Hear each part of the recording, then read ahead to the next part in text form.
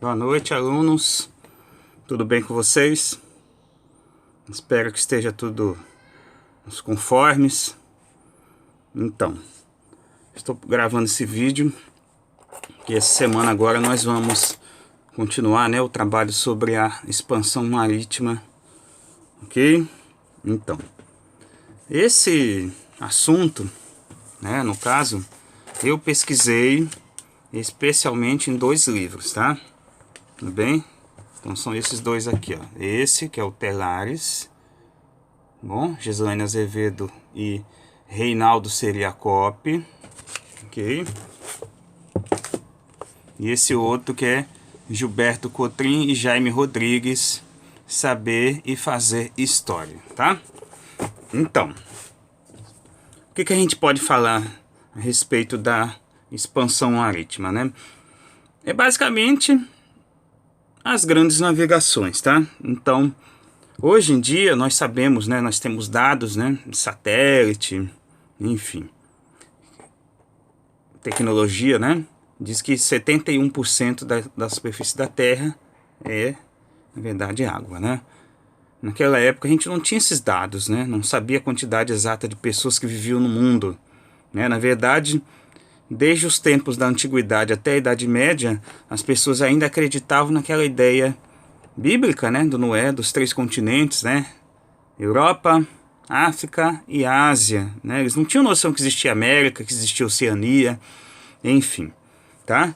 Isso começou a mudar no decorrer da Idade Média, Os italianos, eles tinham contato com o Mar Mediterrâneo, tinham contato com os árabes e os árabes com os chineses, Mas o que ocorria? O que ocorreu? Devido à dominação dos turcos na região da antiga cidade de Constantinopla, o que aconteceu?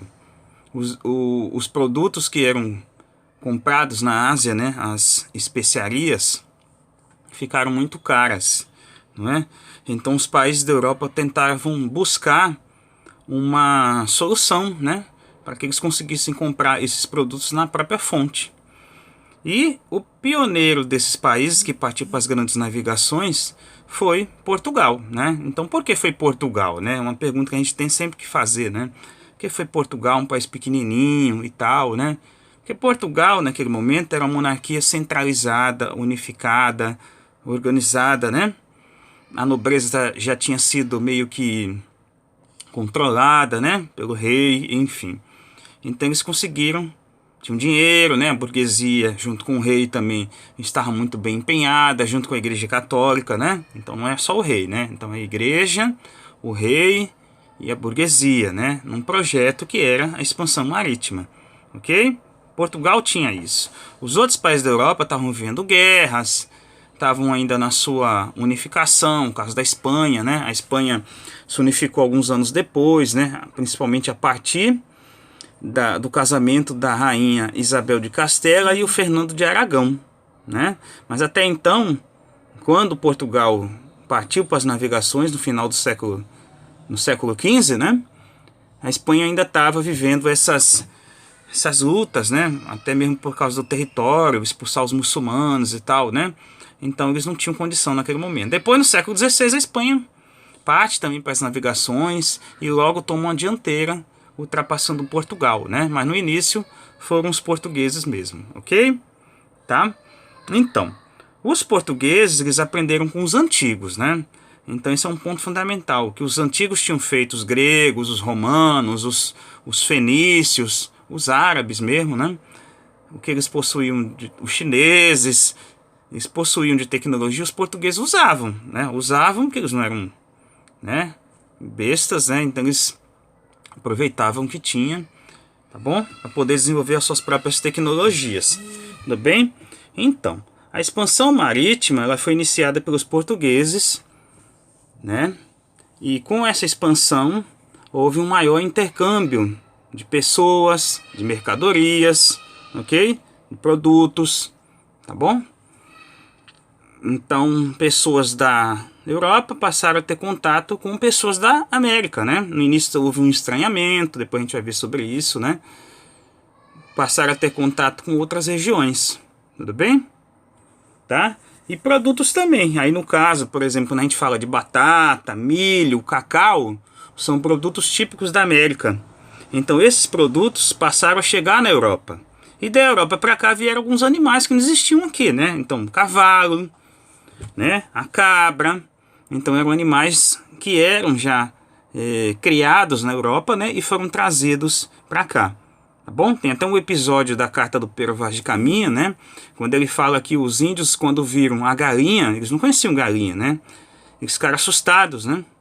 Então, é um animal que foi trazido também aqui para o Brasil, ok? Tá bom?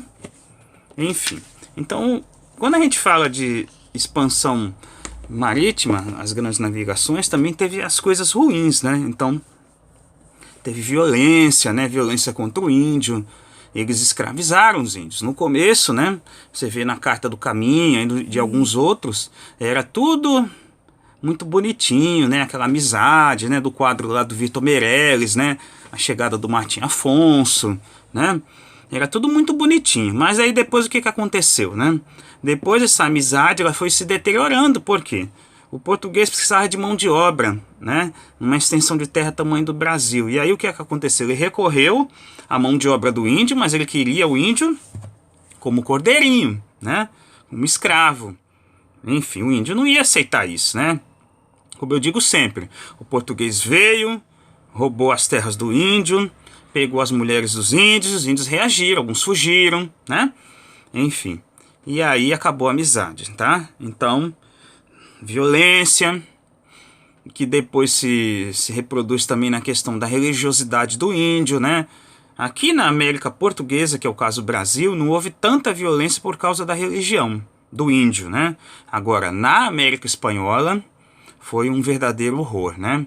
O espanhol era católico, assim como o português, mas eles foram muito mais violentos, né? Com o índio que tinha... Somente aqueles índios que tinham a prática do comum, né? Do sacrifício humano, né? Então, isso era chocante do ponto de vista do europeu, e é chocante para nós hoje em dia, né? Mas que era algo da cultura do indígena, tá? Aqui no Brasil, a gente vai lembrar que os índios, eles eram antropófagos, eles eram, a gente vai dizer assim, canibais, né? Então, eles comiam carne humana como um ritual para ter a alma, a força do inimigo, né? Enfim, isso também causou um choque cultural. Mas na América Espanhola, a repressão dos espanhóis foi muito mais cruel, né? Foi muito mais violenta, vamos digamos assim, tá? Então, outra coisa que a gente vai dizer que é ruim, além da escravidão e da violência, foram as doenças, né? Então, a gente está vendo e vivendo hoje em dia uma epidemia terrível, que é a epidemia do corona, né? Mas antes já tiveram outras epidemias aqui na América, né? E quando o português, o espanhol veio aqui, o que aconteceu? Ele trouxe doenças que o índio não tinha imunidade, né? Então toda epidemia ela ocorre por quê? Porque a população não é imune àquele determinado micro-organismo, né? Seja uma bactéria, seja um vírus, né? Então aqui o português e o espanhol acabou trazendo o quê? Acabou trazendo o vírus do sarampo, o vírus da gripe, o vírus da varíola, né? Então, vírus assim que mataram milhões de índios, né? Milhões de índios. Então, as guerras, a violência, a escravidão mataram menos que a doença, por incrível que pareça, tá? Então, o índio ele não tinha imunidade a essas doenças. Agora, teve a contrapartida também, né? Alguns autores falam que a sífilis ela era uma doença aqui da América, né? Então, quando o português e o espanhol começou a se relacionar com as índias aqui, né? Ninguém se preocupava com doença sexualmente transmissível na época, né? Chama hoje de IST. E aí o que aconteceu? O índio, melhor, a Índia, né? Acabava transmitindo a doença para os portugueses que se envolviam com elas aqui, né? E acabavam levando essa doença lá para a Europa. Então a sífilis foi uma doença, já li de alguns autores, né? Que acabou sendo levada para a Europa nesse contato do português com as índias aqui na América, ok? Bom, então as doenças foram também uma outra fonte de extermínio da população indígena também, ok? Então, quando a gente fala da conquista dos mares, né? Como eu falei para vocês, na Idade Média era uma coisa muito difícil, né? Você encontrar, né? Alguém que tivesse a coragem de navegar até muito longe. Então a viagem do Marco Polo, né, ela foi considerada uma viagem assim excepcional, né, em que o cara ele viajou até a China entre 1271 e 1295, né? Então ele ficou famoso na Europa. Ele era italiano, né? Marco Polo, filho de um mercador de Veneza, né? Então o que aconteceu? Ele ficou famoso por ter feito essa viagem, tá bom? E aí o que fazia com que as pessoas não fizessem essa viagem? Muitas vezes o que ocorria, né? A questão do medo, né? De navegar em mar aberto, né? A falta de tecnologia náutica também era importante, né? Porque você ia se orientar pelos astros, né? Mas e se chovesse, né? O tempo ruim, e você estivesse longe da costa, como é que você ia voltar, né? Então isso precisou ter melhoria nos equipamentos, né? Poder as pessoas terem a possibilidade, né? Porque continuava sendo um risco, né? Mas você teria menos risco se você tivesse melhor tecnologia, tá bom? Enfim. E aí o que aconteceu? Nessa questão do medo, né, que a gente falou e tal, né? Tinha a questão do imaginário, né? Você imaginar que muita gente hoje em dia, no século XXI, acredita que a Terra é plana, cara, né? E aí, coitado do professor de geografia, né? Quando você escuta um negócio desse, né? Mas enfim, naquela época, muita gente acreditava nisso, né? Que a Terra era plana, que a Terra não era, né, uma esférica, né? Enfim. E aí não ia até além da linha do horizonte, que achava que ia cair numa cachoeira. A questão dos monstros, né, daquela atividade que eu passei para vocês também, né? Eles acreditavam em monstro, né? Acreditavam que existia monstro e que esse monstro devoraria a alma das pessoas. Então o cristianismo também servia como uma fonte de medo, né? A ideia de ser devorada a sua alma, não o seu corpo, né? A sua alma, que era o pior de tudo, ok? Tá? O Atlântico, o Oceano Atlântico, ele é chamado de mar tenebroso, né? Então, ideia, tenebroso é uma coisa que causa medo, tá bom? Enfim, o marco das grandes navegações de Portugal, né, e da Europa, de modo geral, foi a conquista de Ceuta.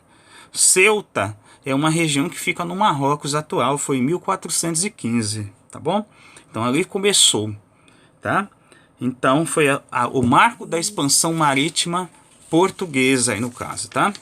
Enfim, o processo de expansão, né, ele teve duas fases, né? Então começou em 1418, aí, né, logo depois da conquista de Ceuta, e foi até mais ou menos 1487 quando Portugal conseguiu chegar no Cabo das Tormentas, né, que seria onde é hoje a África do Sul, a cidade do Cabo, né, depois rebatizada como Cabo da Boa Esperança, ok?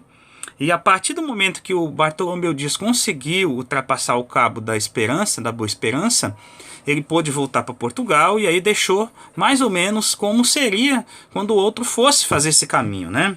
E o cara que fez esse caminho depois foi um cara chamado Vasco da Gama, né? O Vasco da Gama é até nome de time de futebol, né, hoje em dia, né, time lá do Rio. Ele tem esse nome porque é um clube português, né, e o Vasco da Gama foi um grande navegador de Portugal, né. Então foi o cara que levou Portugal até a Índia, né, digamos assim. Ficou rico, né, ficou famoso, tá? Que a gente depois vai ver maiores detalhes, né. Mas enfim, teve até uma obra de um cara chamado Luís de Camões, né.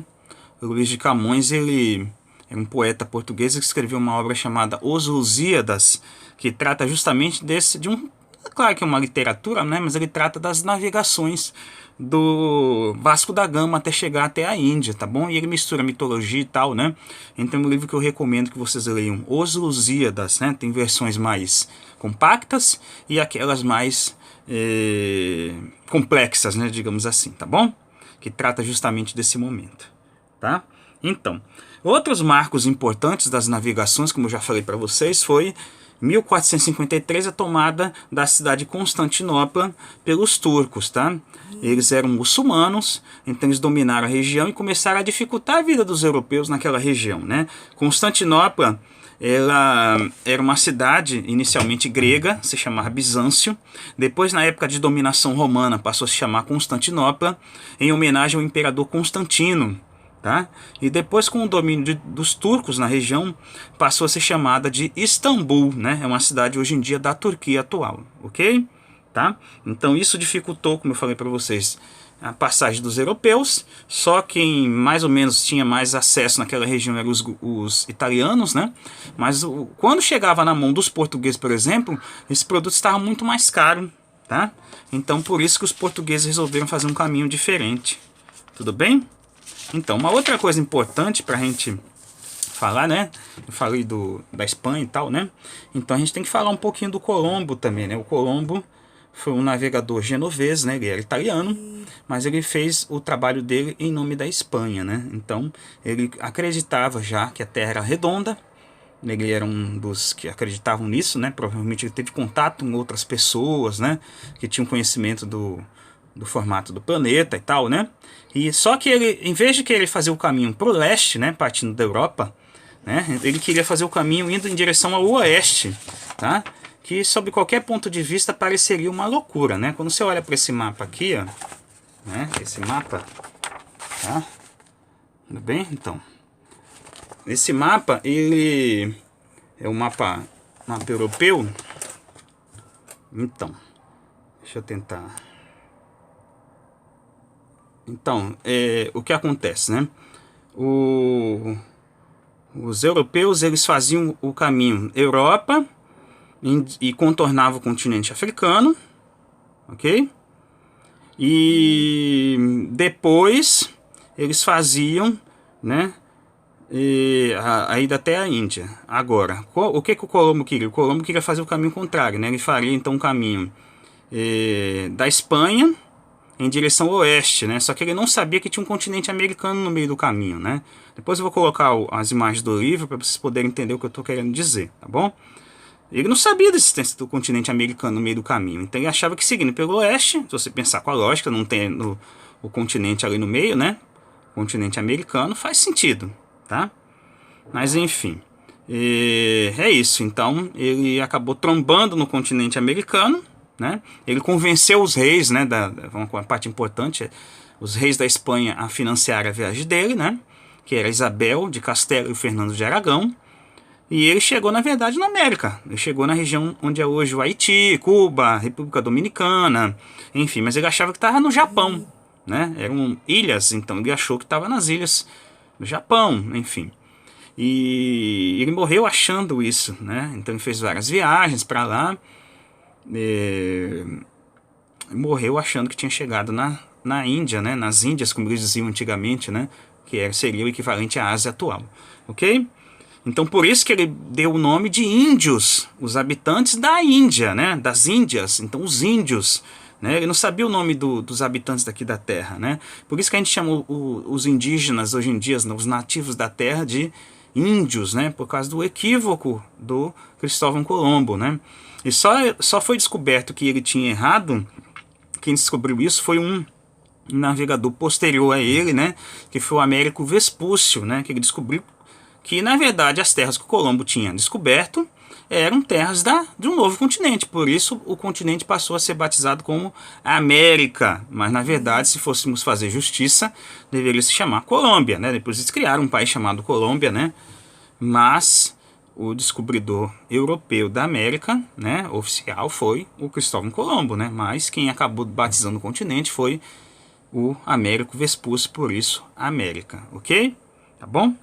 Então, gente, em 12 de outubro de 1492 ele chegou na América, né, o Colombo, tá? Isso é um ponto fundamental, uma data importante, um marco importante, né? Então, outra coisa que a gente tem que falar a respeito, né? Depois eu vou mandar as imagens para vocês, né? É sobre o equipamento, né, que eles passaram a usar, né? Que eram as caravelas, né? Que era um navio rápido, que usava velas triangulares, né? E essas velas, elas pegavam vento de todos os lados, né? Então por isso foram chamadas de vela latina também, tá? A caravela era um barco leve, só que ela tinha uma desvantagem, né? Que ela não podia carregar muita coisa. Então os barcos portugueses eram as caravelas e também chamados de naus, né? Que eram os barcos maiores, né? Então tinham os barcos chamados naus e tinha as caravelas, né? os barcos chamados naus eram maiores do que as caravelas, então as caravelas acabavam servindo como auxílio aos barcos maiores também nessas viagens, tá bom? Tudo bem? Tá? Então, uma outra coisa que a gente tem que comentar é que a grande navegação, as grandes navegações começaram a trazer também, né, junto com as mercadorias, os escravos africanos, né? Então a gente tem notícia que em 1440 já tinha escravo africano, né, sendo trazidos, né, em grande escala, né, inclusive aqui para América, tá, gente? Tá bom? Infelizmente, né, o tráfico de gente foi um dos negócios mais lucrativos da história, né? Então tem até um livro chamado Escravidão, que eu estou lendo, que eu li, né, o primeiro capítulo, mas que logo será lançado, né, do Laurentino Gomes, que trata do tráfico, né, de pessoas, né, à escravidão, tá bom? Então eu recomendo também. Depois eu mando a imagem para vocês, caso vocês queiram ler também, tá bom?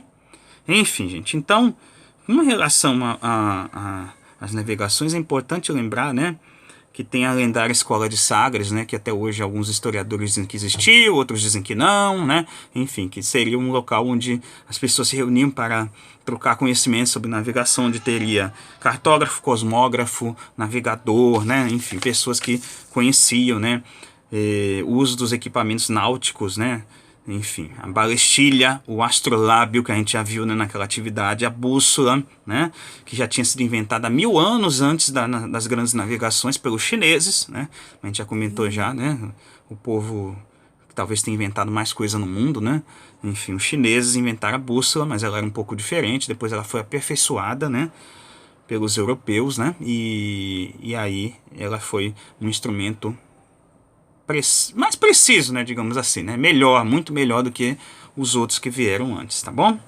Enfim, a vida nas embarcações não era uma vida fácil, né, gente? Era muito complicado, né?